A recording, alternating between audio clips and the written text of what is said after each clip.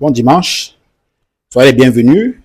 J'espère que vous allez bien, vous vous portez très bien. Aujourd'hui, on parle de Cabral Libye. Vous vous souvenez, tout récemment, on a décidé de parler de Joshua aussi, et dans un petit jeu dont on allait faire, et on allait voir la vidéo la plus regardée, la plus partagée, qui va susciter le plus d'interactions. Et on a fait la première vidéo sur Joshua aussi, que vous pouvez aller regarder pour continuer à lui donner des points et à donner votre point de vue également sur lui.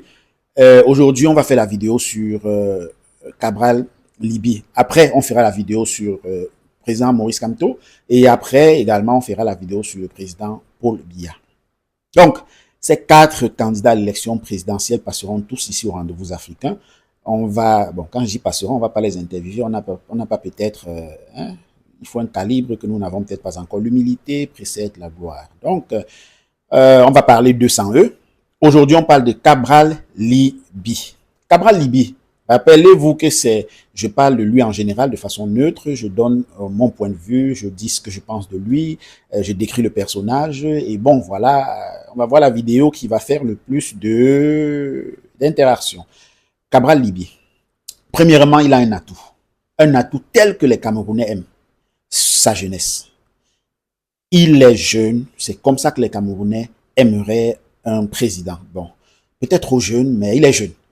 Les Camerounais aimeraient avoir, pas seulement les Camerounais, les Africains en général, comme Bassirou Diomaye Faye au Sénégal, on aimerait avoir tous, comme Ibrahim Traoré au Burkina Faso, on aimerait avoir des présidents jeunes. En fait, la vieille école là, les gens qui n'ont pas fait l'école d'aujourd'hui là, ils ont fait l'école de la France, l'école qui, voilà, donc on ne veut plus. C'est des gens qui tapent le tam-tam français. Ils ne savent même pas taper le tam-tam africain traditionnel là. Donc du coup, vraiment, c'est pas du panafricanisme pur et simple, c'est juste de la logique pure et simple. On ne veut plus les présidents vieux. Bon, vieux ne veut pas dire âgé. On veut des présidents mûrs. Âgés, oui, mais vieux, c'est plus bon. C'est pas le meilleur des cas. Même s'il peut y avoir des présidents qui sont vieux, mais qui sont nécessaires et importants pour certains pays. Ça peut arriver. Il ne faut pas qu'on soit suicidaire. Au point où on va voir un président qui est vieux, qui peut apporter du nouveau, mais on dit non, on veut à tout prix un jeune. Soyons rationnels dans nos exigences. Hein. Cabral Libye est jeune. Premier atout. Deuxième atout, il est plein d'énergie. Il a de l'énergie, ce monsieur. C'est peut-être un grand frère. Moi, donc, je vais l'appeler monsieur. Bon, grand frère, c'est pas de très loin. Il n'est pas très loin que moi en âge. Donc, on l'appelle monsieur par respect comme le français exige. Et voilà, c'est un homme très intelligent. Là, je ne peux pas me comparer à lui, certainement pas. Il est très intelligent, il a la capacité cognitive très développée, il se rappelle, il a une mémoire forte, poussée. Ça, c'est les atouts de Cabral Libye. Et je ne vais pas finir avec les atouts avant d'entamer les points un peu bizarres de Cabral Libye ou bien les points un peu nuancés de Cabral Libye. On va aller au fur et à mesure qu'on se rappelle, on se souvient. Il a un côté très, va-t-en-guerre. Bon, je sais pas, va-t-en-guerre, ça peut être mauvais, ça peut être bien. Il est impulsif. Impulsif. Ce qui peut porter atteinte à sa capacité négociationnelle lors des éventuels rendez-vous géopolitiques ou alors des rendez-vous politiques dans des situations, vous savez, Zelensky et Trump, vous avez vu ce qui s'est passé. Quelqu'un qui est impulsif peut quitter du haut en bas en une dizaine de secondes.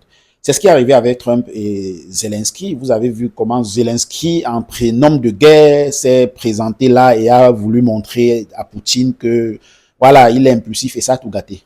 Ça peut être bien, mais ça peut aussi être très dévastateur à un certain moment. C'est un caractère de Cabral Libye qui est très poussé en lui, son côté impulsif.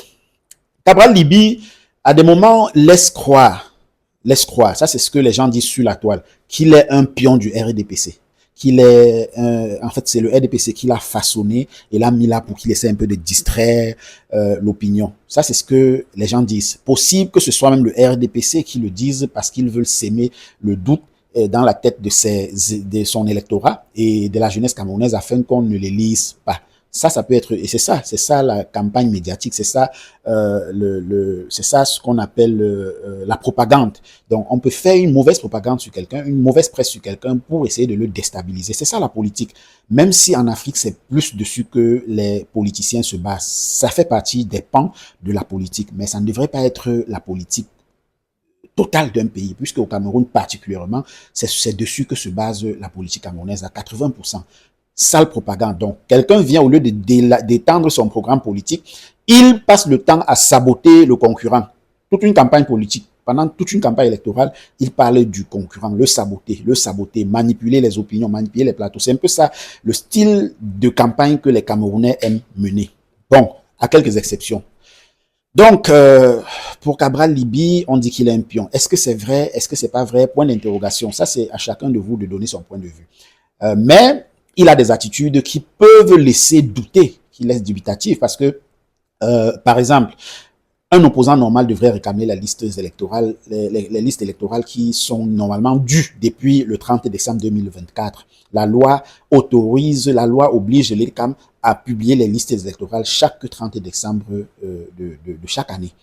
Mais jusque-là, 2024 n'a pas encore vu la liste électorale publiée. Or, nous sommes à une année électorale et vraiment, c'est la chose qu'on devrait, c'est l'intolérable.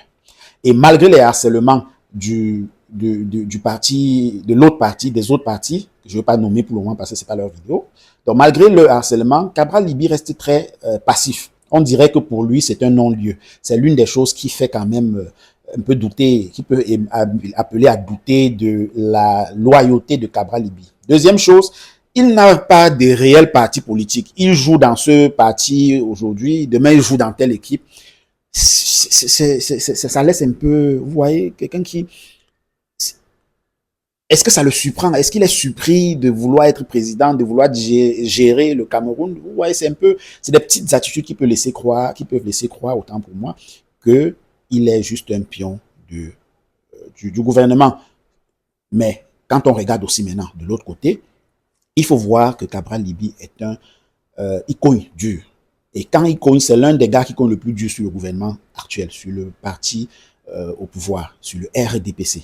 Quand Cabral Liby cogne, il cogne très dur. Même les autres qui sont estimés les plus actifs sur la scène de l'opposition ne cognent pas comme Cabral Liby. Cabral Liby, lui, cogne sec et dur. Il parle dur et sec. À l'Assemblée nationale, il a pu avoir un siège à l'Assemblée nationale pour lui-même, où il est député. Et il passe son temps à l'Assemblée nationale à rendre la vie dure au parti d'en face.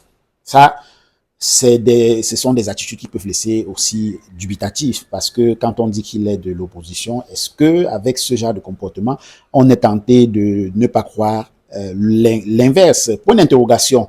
Cabral Liby a passé l'année 2024 à faire des chroniques qui dénoncent totalement les farces du gouvernement en place, ce qui peut faire de lui un fervent opposant et qui peut discréditer la thèse de la manipulation du pion.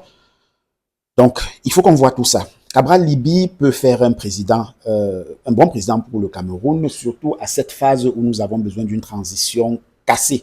On a besoin d'une transition totalement différente, d'un président d'une cassure.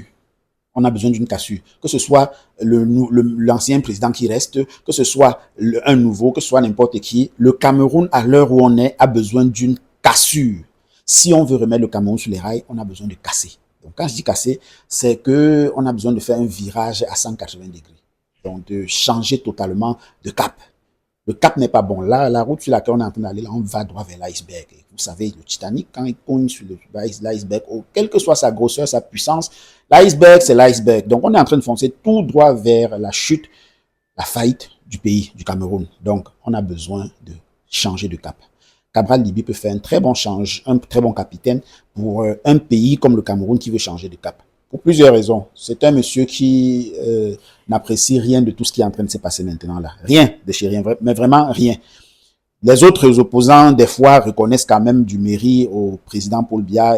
Ce monsieur Cabral Liby n'apprécie rien. Pour lui, tout est mauvais. C'est pas dit que c'est une bonne chose de penser que le parti au pouvoir ne fait que du mauvais, mais ça permet de savoir que s'il prend le pouvoir, il y aura une fracture totale. Il y aura un déphasage avec la politique actuelle. C'est une bonne chose parce que la manière de la sorte où les Camerounais se retrouvent actuellement, tout le monde est bien partisan d'une cassure totale. Voilà un peu ce qu'on peut dire de Cabral Liby. Une autre chose, c'est que le fait que malgré que qu'on lui ait, en fait, qu'on ait volé, entre griffes, l'élection de 2018. Cabral Liby avait réclamé un peu et voilà. Malgré cela, il a gardé le cap, il s'est présenté à l'élection législative. Ça montre aussi quelqu'un qui veut faire carrière politique. Donc, il ne chasse pas que le siège de présidence de la République. Donc, il s'est contenté de chasser le siège de l'Assemblée nationale parce qu'il sait qu'à partir de l'Assemblée nationale, il peut impacter, au moins s'il n'a pas la présidence cette année, il peut avoir l'Assemblée nationale, un siège, pour participer au débat législatif. Même si on connaît ce que c'est que le débat législatif au Cameroun, quand vous êtes de la minorité, en fait, vous êtes juste ornementaux et vous animez juste l'Assemblée nationale. On sait comment ça se passe avec quelques vidéos que vous avez souvent vues de Cabral Liby en train de faire le show à l'Assemblée nationale, mais qui finalement fait juste un buzz et ne mène à rien, n'aboutit à rien. Cabral Liby sera probablement, et à 97% sûr, candidat à l'élection présidentielle de 2025. Est-ce qu'il fera un bon candidat? Est-ce que ses partisans le porteront finalement à la magistrature suprême? Est-ce que Cabral Liby pourra être l'homme providentiel, l'homme dont les Camerounais recherchent? Dites-le nous en commentaire. Dites-nous ce que vous en pensez de lui en commentaire. Si vous aimez Cabral Liby, partagez cette vidéo, likez, faites tout pour que Cabral Liby soit plus vu que je sois aussi, qui à présent n'a pas fait grand tapage. Nous parlerons de Maurice Kamto dans les prochaines vidéos. Nous parlerons aussi de Paul Biya dans les prochaines vidéos. Et en attendant, on va vous dire à Bimte.